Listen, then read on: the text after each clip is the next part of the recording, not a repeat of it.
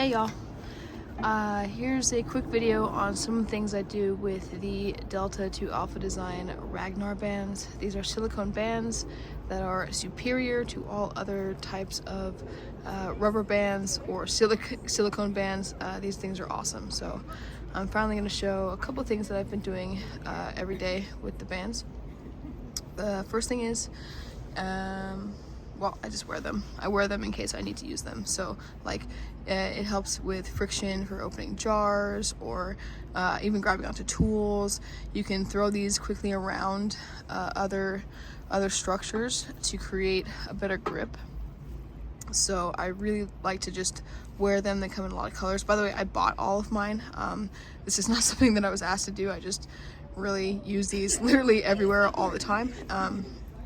I'm at the playground, so there's gonna be some background noise here, but so yeah, so these are just awesome, just utility things to have around that last longer and work better than anything rubber or anything thin. Because what I used to use is some of you might know those silicone like swag bands. You can get things printed on them and you get them from different events and different things. I used to use those in a lot of the ways that I use these, but these are way better. Okay, so first way is one of my pocket med packs. I throw one around there to keep it together. So there's obviously the SWAT tee, and then emergency blanket. There's the full length quick clot hemostatic gauze, and then a smaller length hemostatic gauze for like abrasions, and that's why I keep the SWAT tee too, for like bandaging and that sort of thing. So that keeps it neat. This also just is one more place to put an extra one, which works out pretty well. And then the other one I was going to show you next is with my flashlight. So I used to use hard rings, like rigid rings on the flashlight.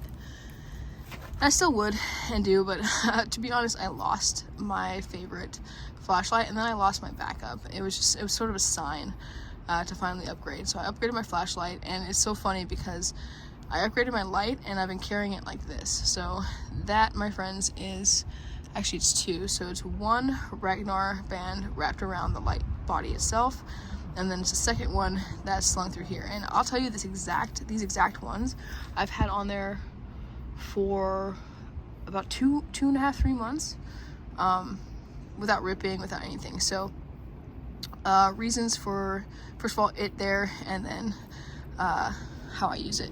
So grip, right, a little grip, and most of the time I have it like this. I just throw it over like that. So say, it's nighttime, obviously I walk around at night, I hold it like so. And what's nice about this is, especially after the band gets broken in, it doesn't cut off my circulation, but it also holds tight to my hand.